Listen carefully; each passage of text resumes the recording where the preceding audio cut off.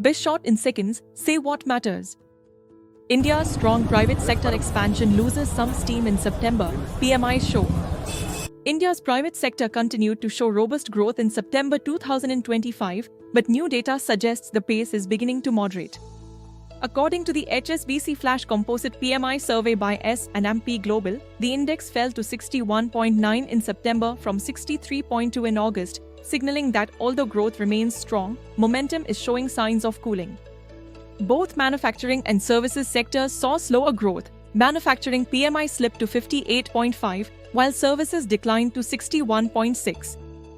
The slowdown is attributed to softer international demand, especially in service exports, which have faced headwinds due to tighter trade policies, slowing global economic growth, and input cost pressures.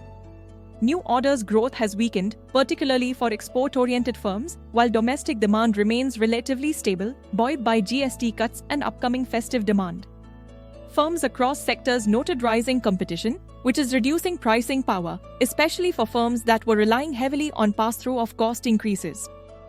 Despite these headwinds, business confidence among Indian firms improved to a 7-month high, as firms expect that recent policy reforms, including tax incentives and ease of doing business measures, will help sustain operations. Forecasters caution, however, that the sustainability of this high growth depends on how quickly exporters recover, how inflation behaves, and whether global uncertainties, tariffs, energy prices, etc., worsen. Labor markets showed signs of softening, fewer firms reported hiring, and some companies reported using more overtime or existing workforce rather than recruiting new staff. Input costs inflation has eased somewhat, particularly raw materials, but firms report that material cost fluctuations remain an issue.